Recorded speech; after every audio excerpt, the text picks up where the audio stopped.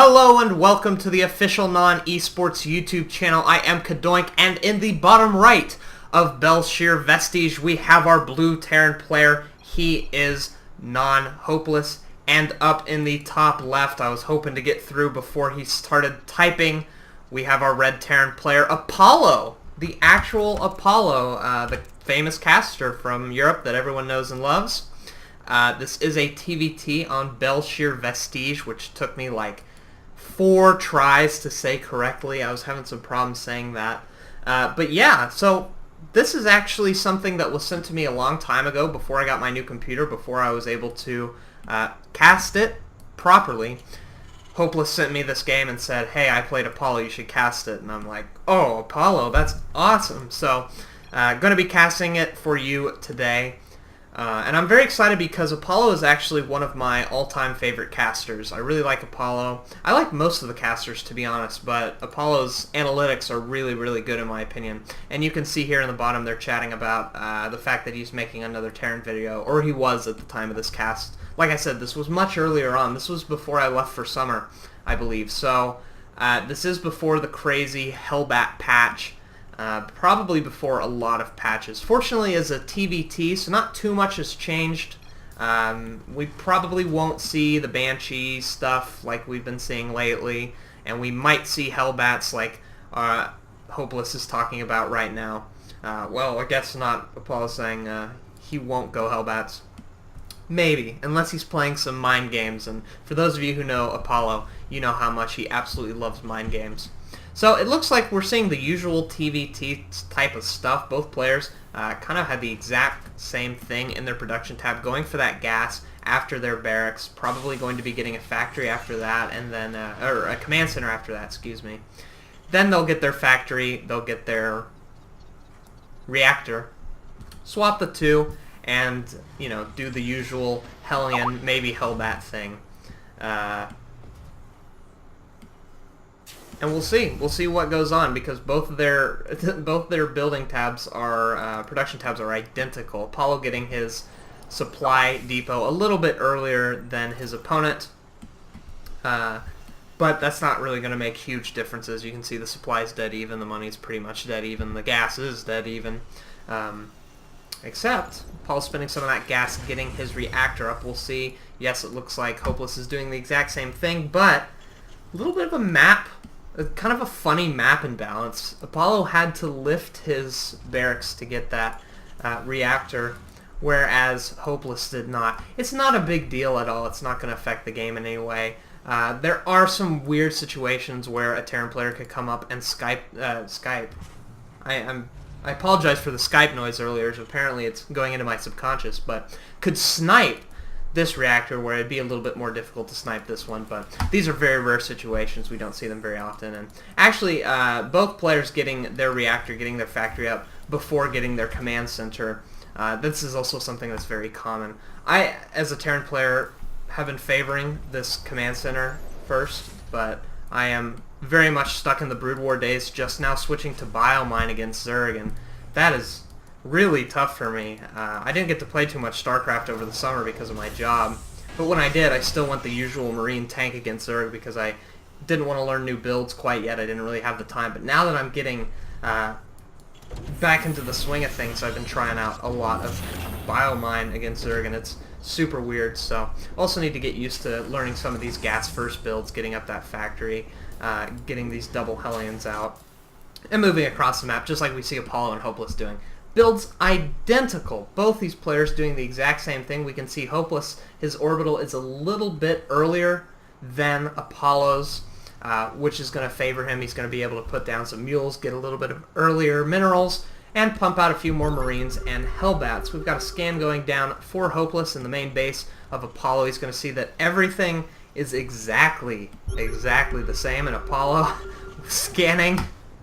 And both of them are very excited about the fact that they're doing the same build. So Command Center going to be landing a little bit earlier for Hopeless, like I said, getting that mineral count up. You can see that they both scanned with the orbital energy when the orbital popped, which is quite funny. So, looks like Hopeless is going to be moving across the map. We have some SCVs being pulled to the natural of Apollo. He will be getting down this bunker, but I don't think the bunker will finish in time. I think these Marines and Hellions will be able to get up to the natural before that finishes, pick off the SCV, and might get some kills here. We'll have to see. If Hopeless's pressure does good, we can see some Marines left in the main from Apollo, but sending his Hellions out across the map is a little bit of a risky move. He's going to see this Marine streaming across, and he's going to know instantly that there's an attack coming. The bunker just about to finish, but nope. SCV coming in, or the Hopeless coming in, killing the SCV. And he's going to be able to pick off quite a bit of SCVs here, and this is going to be very good for him because he's already a little bit ahead economically, but this is going to push him farther ahead.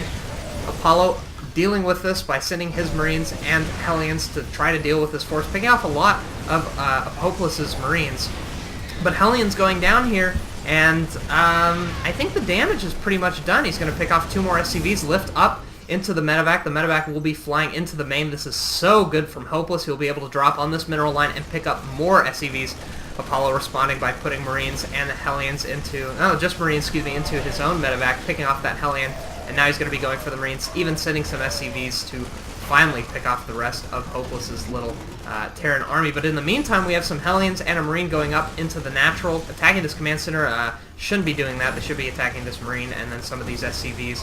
But just continually putting on pressure. This is so good. Sending another Marine around, but really don't like that he's attacking the command center. I think he should be going for the SCVs there. And with this medevac and a few Marines, he will have to return home. So, in total, 13 workers killed. Wow, Hopeless did a fantastic job there picking off SCVs, and that's going to put him way ahead. We can see in the supply tab, he's 10, 13 supply above his opponent, which is very good in a TvT. Very good considering both their builds were completely identical. A little bit of engagement going on here. It looks like Hopeless will have to pick up and run away. That medevac is not going to go down, so putting a few more Hellions into his medevac and moving straight back in. And is there anything here for Apollo? It looks like there's nothing in his main.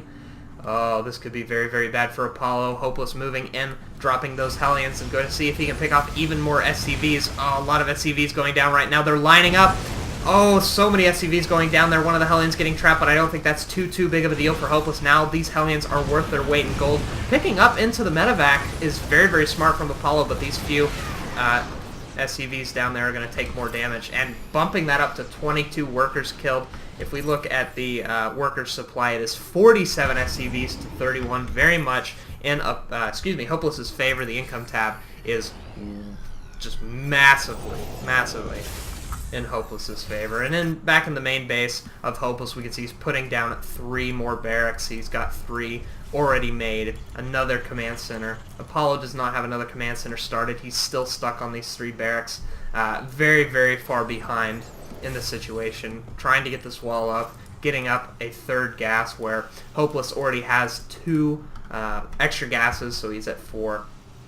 And the supplies have actually evened up, and Apollo coming in with a drop, going to try to pick up some SCVs of his own. We'll see how many he gets here.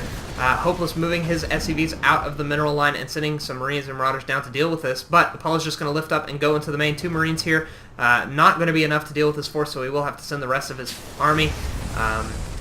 Lowering the supply depot is very smart, so he can kind of get to the force of Apollo, and he will force this medevac away. So Apollo doing a very nice attempt there at trying to pick off some SCVs, trying to even it up. In fact, he did manage to get 4, which is going to help, but the damage is pretty high for Apollo. He's really got to get in and do some major damage to even things back up. Even though the supply has shifted into Apollo's favor, and a little bit of that is the floating money of Hopeless, but a lot of that floating money is just the fact that he's been doing tons of pressure and had tons of time to attack. So Apollo will be moving in here, stimming. He has a nice Marine force, and Hopeless sees this and is going to have to move back, sending his SCVs to surround the Marine force and do even more damage, and it looks like he will be able to pick this off thanks to the SCVs, but wow, losing a lot of SCVs in the process, and he might even lose 2 medevacs. Wow!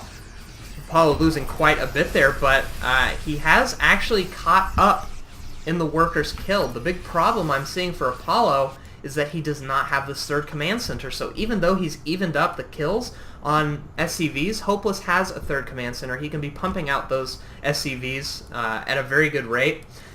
And Apollo knows that the command center is a risk. He saw it flying across the map when he attacked, so he will be dropping some Marines here to try to pick it off. Hopeless, of course, cannot see. That's a very smart place for Apollo to drop. So he will be moving forward, stimming, trying to pick this off as quick as he can. Great reaction time by Hopeless lifting off. So this nice attack by Apollo, it's going to do a lot of damage. It's going to prevent this command center from producing SCVs. But, oh, losing the medevac there. That's not good. That's a lot of forces there. Dropping again in the main, Apollo being very good about trying to hit multiple places, but Hopeless is just dealing with this fantastically. Well, he was dealing with it fantastically, sending the Marines here, but oh man, so many SCVs dying from for Hopeless. Actually, this is huge, 36 to 22. It's now very much in Apollo's favor. Worker count-wise, we can see it's it's 49 SCVs to 39, so almost actually above 10 more than Hopeless. So Apollo's economy is going to be looking really, really good. His command center is just now finished. It's going to be turning that into an orbital and continuing to mine from that base and be quite a bit ahead. The only thing I'm worried about is the army supply. You can see that the supply is a bit in Hopeless's favor, and that is because of the 66 army supply to the 47 of Apollo. So we do have a little bit of an engagement going up in the top right, picking up a lot of SCVs here and doing some damage to this orbital. He is going to wait for it to finish, doing some repairing. But this is so risky. It's getting very, very low. The Marine Force coming in, but the command center goes down, and it doesn't matter that these Marines and SCVs are going to go down. The command center's dead. It's 2 base to 3 base. The army supply is still in Hopeless's favor. He lost a lot of SCVs there as well, continuing to try to push that count up to the 36 that Apollo's killed, and he's going to have to build another command center. That's another 400 minerals going down, plus the 150 of the orbital. It's going to take time, and so he's going to move across with a little Marine tank force. But how much damage is it going to do to this massive Marine, 1 Marauder army of Hopeless with 3 medevacs? Medevac count actually in Apollo's favor, so he might be able to do some damage, but Apollo sees the army of Hopeless, and a great concave from Hopeless. He's doing a ton of damage. The siege tank not sieging in time. GG. Good game. Well played, says Apollo. And wow, that game was crazy. Tons of drops left and right, and even though it was pre-Hellbat patch, we didn't see a single Hellbat, so a great game from both these players. Apollo really evening it up there in the mid-game, but losing that command center there and then continually losing these little drops. He wasn't able to push ahead, even though he had kind of evened it up. So a great game from Hopeless, a great game from Apollo. Like I said, one of my favorite casters. So awesome to be casting one of his games. That was a lot of fun. And I have more games of Hopeless to cast in the future, so please send me some more replays, guys. I have a couple queued up, but I don't want to cast 6 Hopeless games at once, even though I love casting Hopeless games. I'd like to get a nice mix, so please send your replays to CadoinkReplays@gmail.com. And if you don't want to email it, you can send it to Legus, and he'll send them to me through Facebook. Or through email, and I'll be more than happy to cast it. So thank you so much for watching this cast. Please check out the NoN-eSports YouTube channel if you have not already. Subscribe, like the video if you did like it, and then add some comments, get some discussion going. I love that sort of thing. And I'll see you guys again soon with another cast.